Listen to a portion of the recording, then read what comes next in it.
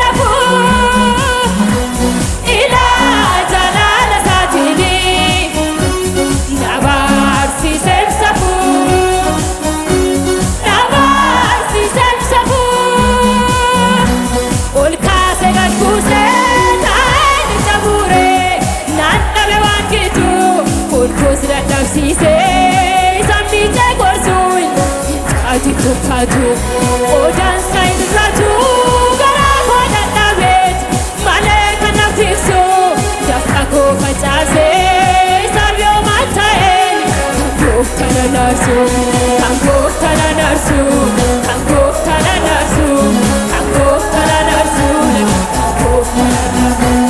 Erga arara satini, namni badena ku.